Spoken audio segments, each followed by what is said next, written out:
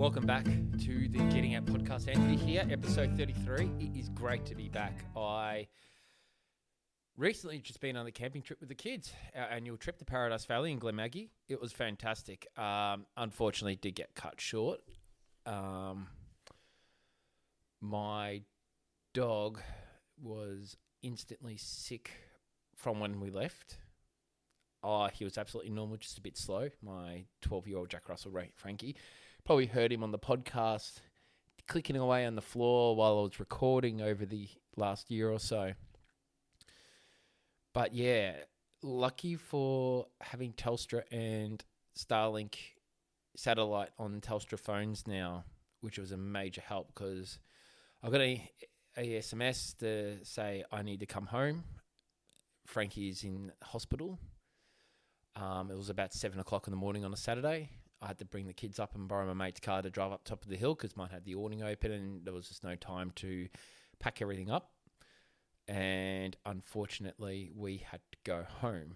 But fortunately, I got to say goodbye to my best mate.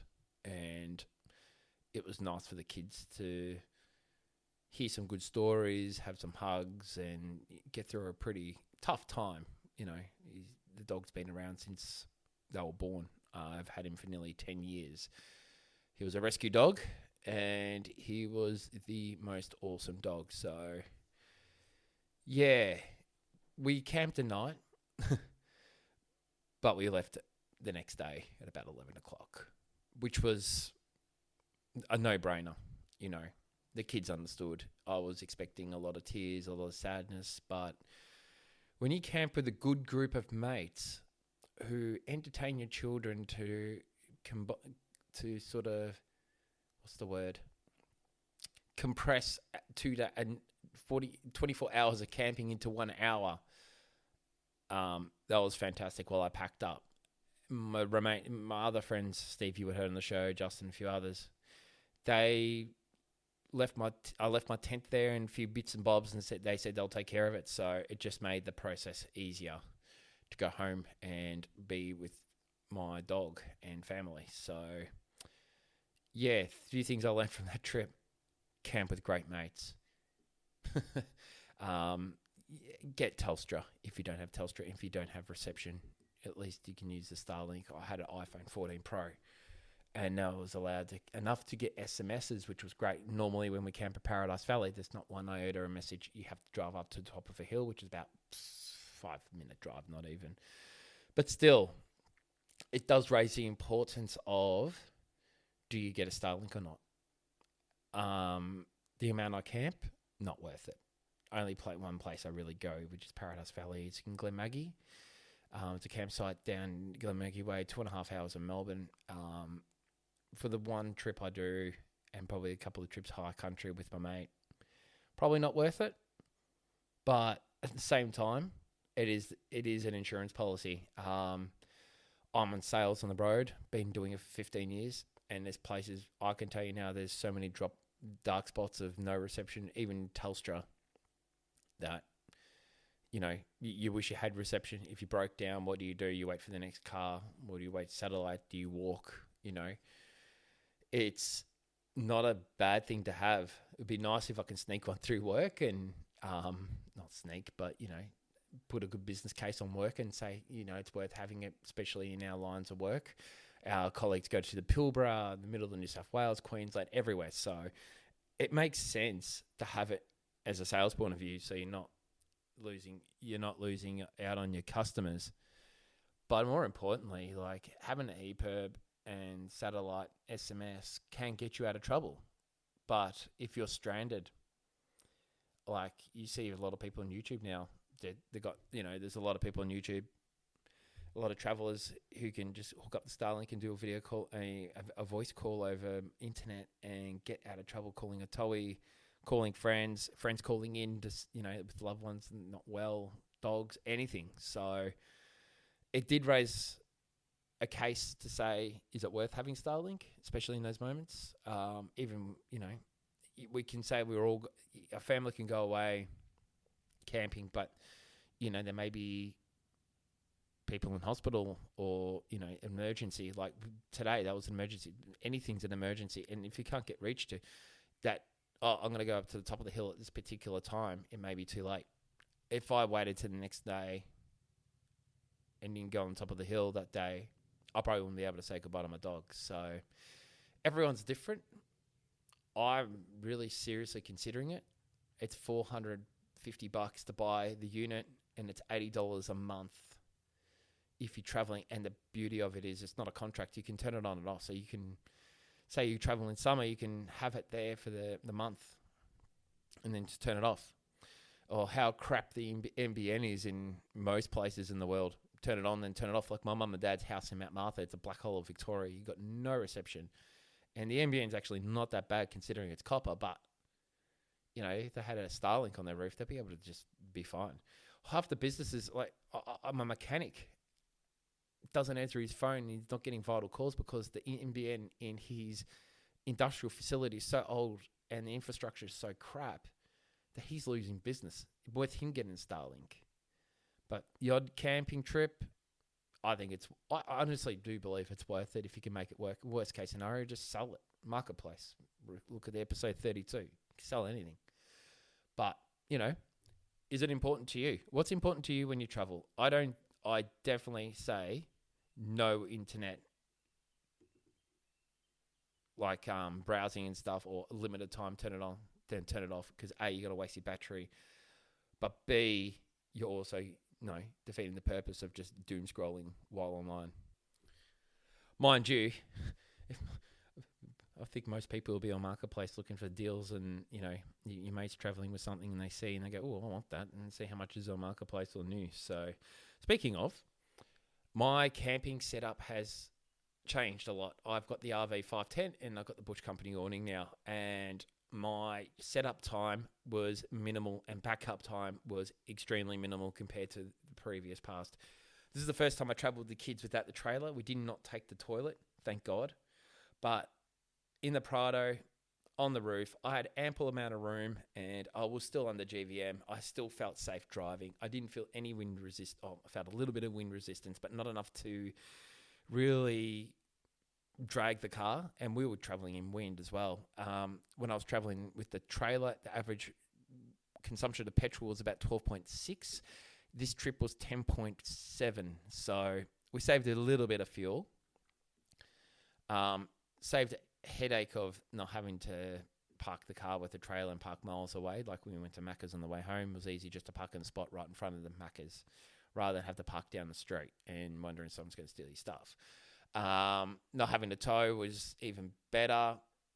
Everything, like I had the roof had the tent, the gas bottle, because I don't like traveling with the gas bottle and the kids in the car.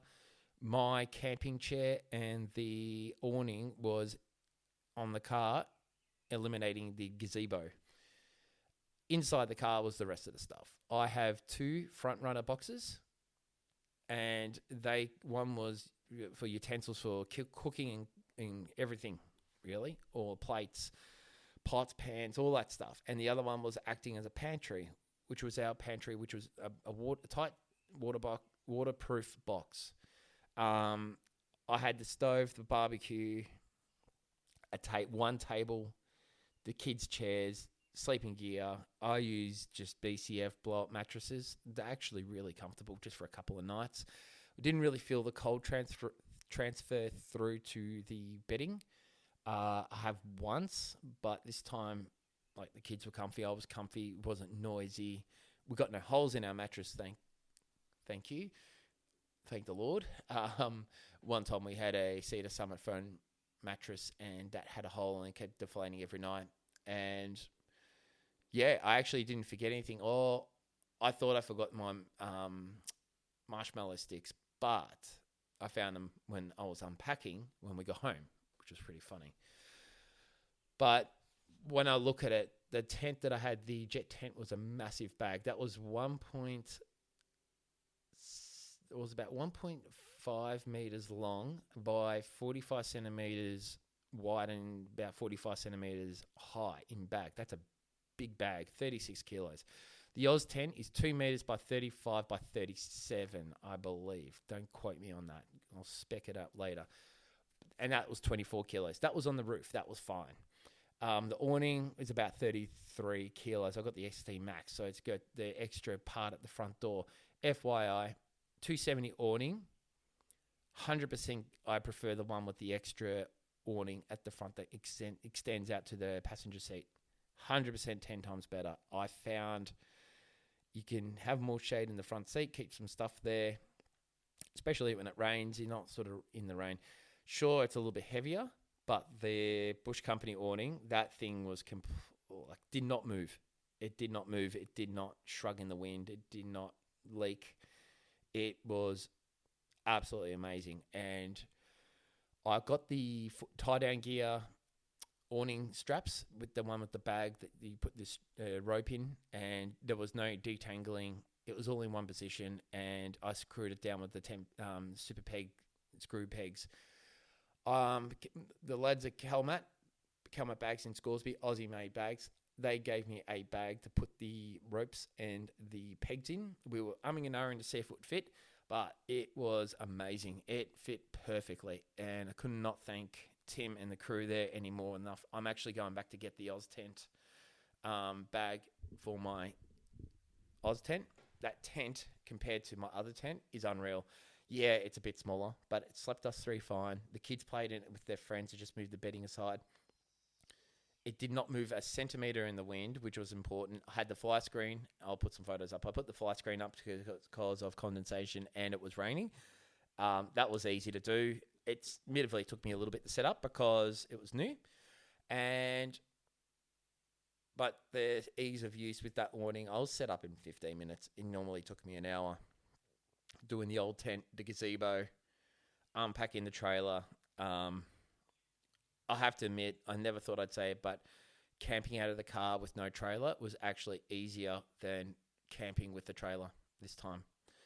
Eliminating the toilet was a major one because the toilet facilities are easy. The whole my kids like the novelty of going to the camp toilet, but I hate cleaning it, and the toilets are there. They're 8 years old now. They're big enough to, know when they need to go and give the amount of time to do so. So it was nice to eliminate that. When I need to travel with the toilet again, I don't know. Probably find somewhere with a drop toilet. When we camp next, I don't know. The future won't. I don't think I'll really need it, to be honest. But I'll still keep it. Like, it's a $50 toilet in a bag. It's clean. It's not doing anything. So I'm going to leave it. Traveling lighter and carrying less unnecessary stuff was a major thing, because it's like having a bigger house. You got to put more crap in it. You got to put more plants, more furniture to fill a spot. When I had the trailer, I felt like I was doing that too. Oh, let's bring this. Let's bring that. I didn't bring a gazebo. Well, okay, you had the awning, but usually I had the awning and the gazebo, because why not? It's there. But traveling lighter with less unnecessary stuff was much better. The kids didn't even notice. Yes, they're older. Like, instead of bringing Lego coloring books and stuff, I was bringing like activity books with crosswords and mazes and stuff, like the ones you buy at Big W. It's pretty cool when the kids get older, because they do need less toys like that. Yeah, they want to bring their bikes still, and that's fine. I've got a bike carrier over the back of the car. Easy. But it just made life so much easier. The only thing, the tent bag for Oz tents are pretty crap. Like, I've already got holes in mine, and I've barely moved it. Their bags are horrible. That's why I'm going to get the Calmat PVC bag. A lot stronger. Actually fits the tent properly. Like, you don't have to jam it in like I have to with this one. It's like, for some reason, they make their bags so much, just that little bit smaller, just to give you a bit of a headache, just to remind you, like, yeah, you spent money on a tent. This tent's so easy to set up, but packing it up, it's just going to remind you the old days of how hard it is to put a tent in a bag. But look, tent is faultless. I've been wanting one for years. I'm glad I made the investment. If anyone wants me to do a video on that, please let me know. If you want some more information on that, please let me know. Happy to help you there. I'm actually going to work with out there with Dan. I'm going to do a swag versus Oz tent setup, camp night, see what's better, pros and cons. Looking forward to doing that. So watch this space. But I hope you're getting what you. It depends what you want out of content. A lot of people ask, "Oh, how's your podcast going? How many views have you got? How many people have you got on Instagram?" I don't care about how many people have got on Instagram. I'm interested in the numbers of how many people are listening, very broad range of where people are listening from, which is pretty cool. But if I was out there trying to make content just to make numbers, it won't be the content that comes from me, honestly. It'll be just some fluff to fill a space, do a show every 2 weeks and just and ah. I don't want to do that. That's why it's been 4 weeks since I last did the podcast. But I think people who listen will understand that's, I'd rather give out content that I love talking about and I believe I have a passion for that other people will get something out of, which I see in the comments, I see in the private DMs, and I see in some companies reaching out saying, hey, thanks to your podcast, that was great, thanks for reaching out, or, I'm not asking for anything free. I don't want anything, I'm just being open and honest, and I will reach out to brands that I trust and then I use and say, I always looked at the Tiger and go, God, you guys are spending a lot of marketing on sponsoring everyone. I bought some ropes because they were on special, but when I set that up and used it, I'm like, okay, they actually work. That's their core product. Yes, they make chairs and all other things and stuff, which is pretty cool. Look at their lineup, tigear.com. Not sponsored, don't worry. But the awning ropes were something that I've always wanted because I've had previous awnings and the ropes everywhere. I'm spending more time untangling than setting up the awning. These were confined in the bag. I put it back in the bag, put it in my storage bag, threw it in the car, and I left. It was great. Because when you got a poleless awning, tying it down is the core thing you need to do, because if you get a wind that blows under the car and up underneath the awning, it's going to be on your roof. True story. Had it happen. Don't know if I got photos of it. Have to have a search and look and prove it. I had a Superbeck awning. I didn't tie down properly, just used the poles. And we had a big gust of wind when we were camping, and lo and behold, it was on the roof. I did not snap it. The only thing I snapped was a plastic adapter to a pole, which was amazing. Those awnings, Aussie made, fantastic. Bush Company's made in South Africa. Good marketplace, find that one. But yeah, definitely do your research. If you want to reach out to me and have a look what I've got, I'm happy to, if you're close to Vic, I'm happy to have the conversation and go from there. So, yeah, please reach out. I'm happy to help there whenever we can. So, traveling lighter but with smarter gear has definitely helped my experience, spending more time with the kids and less headaches of me setting up. It's funny because packing up after camping, I found a box in the garage, and I actually just posted on Instagram. Is a photo of me and my dad camping at Ben River in Victoria in the back of a VT Commodore. That was his company car. Funny story. We had VT in the family, and I saw a photo and I said, Dad, that's not our car. That's got a tow bar. And he reminded me it was his company car, and I forgot he had it, which is pretty funny. Just before the mighty VN had to be sold back then. I had 2004, what did I have? I had a VN Commodore S-Pack. I camped out of that a few times going up to the Southern 80 ski races with some friends. That was some fun days. I actually camped in the back of my Triple S Pulsar as well in the little car. True story, slept in the back seat of that car. Bloody comfy for some stupid reason. The Commodore was like a lounge. Never camped in the back of the Skyline, though. It was a bit of a different era back then. But it's funny, I looked at the photo, and there's a Primus gas stove from the 80s, and my mum and dad used to use that stove when they were building their house in 1982 in Mount Martha. That stove and the original gas bottle too, we're talking, 20-something years later. And they were still working. The stove died after 2007. I think it just to be safe, along with the gas bottle. True story, you bring the gas bottle back to Bunnings and then just give you a full kilo on. But it was on the top of a milk crate. And that milk crate was from my nono in the 70s, when he was on, And inside, I know there was a crappy foam. I remember the foam mattress. Because it was like the mattress when kids slept. My mate slept over when I was younger. The sleeping bags. My mum and dad still use the sleeping bags, the brown sleeping bags, and there was a red. It was probably one of those red decor boxes from the picnic days for food, and there was I remember it was a Snake Tails metal esky that we kept all our food in. And like, that was so simple. And it's funny because everyone goes, camping's so complicated. Sometimes it's complicated. I'm like, and I was having a conversation with one of my listeners last night, and I actually said, wait a minute. My setup is pretty simple as it is with 2 kids in 2025. A tent, 2 blow-up mattresses, 3 sleeping bags, 3 pillows, a table, 2 boxes. Okay, yes, I got an Engel fridge. Could easily be an Esky, but, I got a fridge. And a dual battery system with the solar panel. Okay, the awning's probably not as simple, but that's a gazebo. But really, it's quite simple. Like, my aim is that camp simple, set up fast, and minimize the crap. And I think I've done that this camp setup. I'll even modify it for next time. So it was nice seeing then that, you went to Ray's Tent City or Kmart for your camping stuff, or Aussie Disposals. Like, there was 3 simple places to go. Yes, BCF took over Ray's Tent, and it's a conglomerate now. But you got so many places, so many options, and so many ranges of products from premium to cheap. But the cheap is really cheap sometimes. But, you start with cheap and then see what works for you. But, you can make camping simple. I'm happy to help, discuss, if you say to me, hey, I've got a family of 4, we're going away, what do I need? This is my car. I'll help. Just message.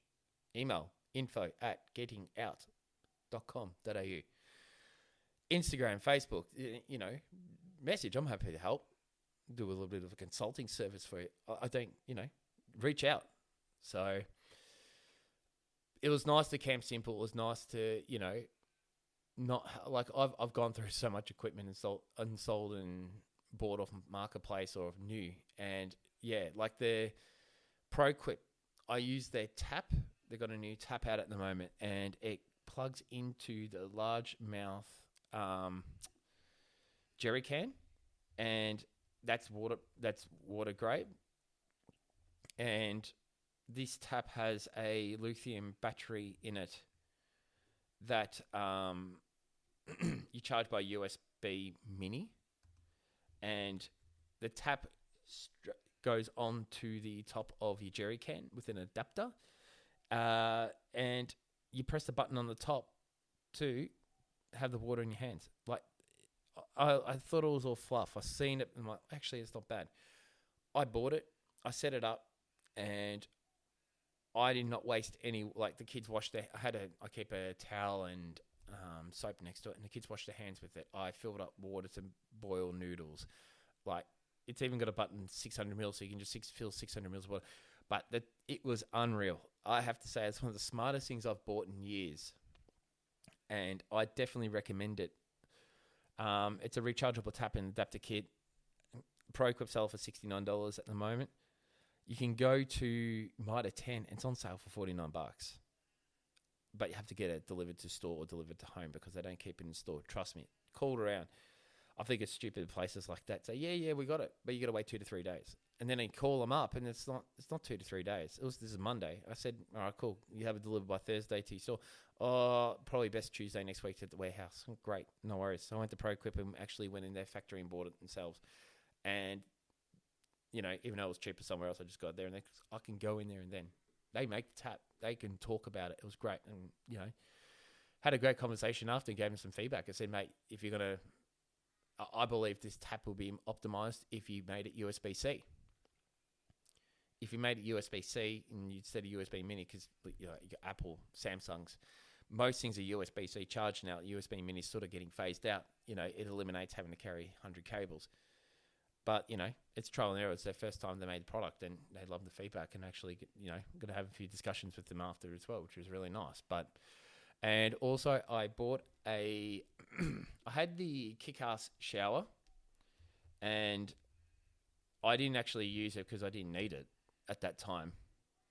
But they've got Companion brought out a new hose thing, so it's got a pump it's got the filter at the end, but what I was looking for was like a shower, but with the button on the actual shower head rather than have to prime it from a button from back in the tap. I know on tap you have to prime the pump and then it works.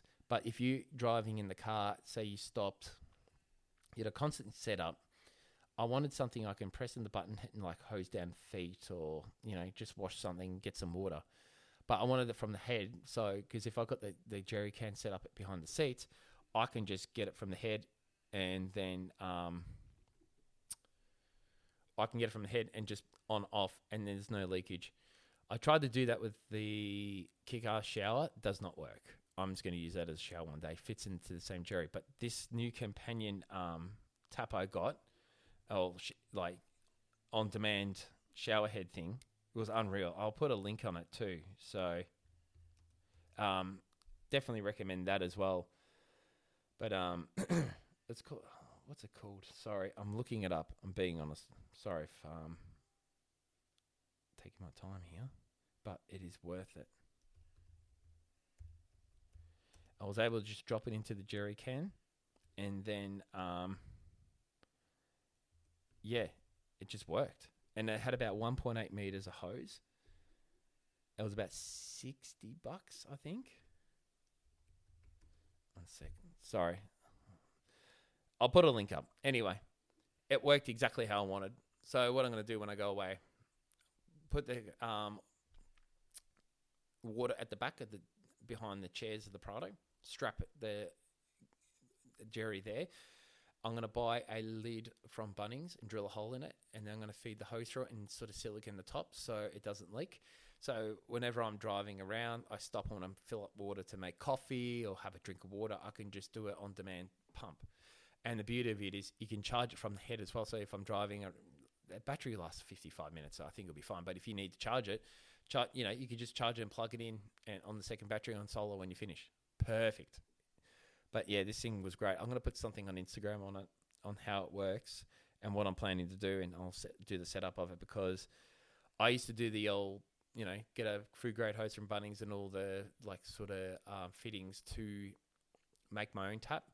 But 2 trips, they kept leaking. It was frustrating. So this new one is going to be a great idea, I believe. I'll review it and do it. That's a beauty of camping, is a bit of DIY. So yeah, that was my trip. I thought I'd just give you an overlay of how it was, what we did, what I found good, what can improve. Unfortunately got cut short, but in the coming episodes, I've got some guests coming up. I've got some things that I'm, reviewing and doing. And yeah, we look forward to the run up to summer. It's not feeling like summer in Melbourne at the moment. It's cold and wintry conditions in November. It's the coldest in 25 years. It's warmed up today. It is Saturday. But I look forward to speaking to you guys again soon, and appreciate your time once again. Sorry it's been a delay, but, life's busy. So take you out there, have fun. If you have any questions, you know what to do. And don't forget to like and subscribe, comment on the Spotify, Apple, iTunes. I don't usually ask you to do that much, but appreciate you do. Helps me grow, helps more people listen, get out of it, get something out of it, and get out there. Have a great day. Bye.